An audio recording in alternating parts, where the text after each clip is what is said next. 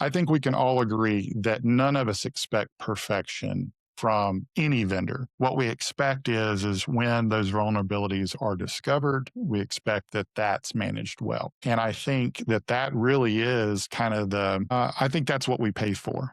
Ultimately, that's why we maintain support contracts. That's why we maintain these relationships with these companies.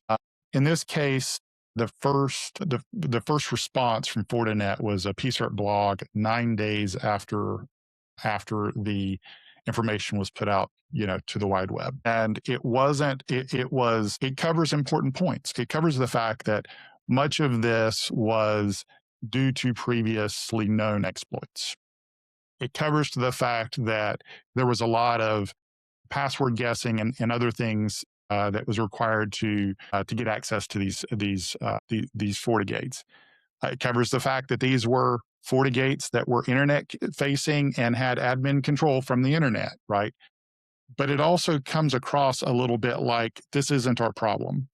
We told you about this a long time ago. We issued firmware updates. This isn't our problem. And I think that's the most frustrating thing about this. Like you, Tom, I've been using FortiGates for a long time. I respect the company. I respect what they do. I think, especially from a value perspective, for a long time, they've been one of the best players in the market. But I've been pretty disappointed with the response and kind of the way they've handled this. First and foremost, as soon as that database was published, the world had a list, not just FortiGate or Fortinet, but the world had a list of Fortinet customers that were impacted. And I would have expected a crisis management team to have been set up.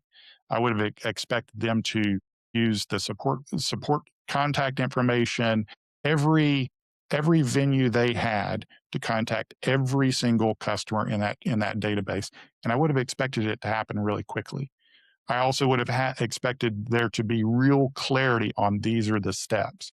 Now, I will say for that PSIRT blog, there was good information in it. At the bottom, there was a list of steps of here are the things to look for. Here are the accounts that you should be checking to find out, do those exist on your FortiGate?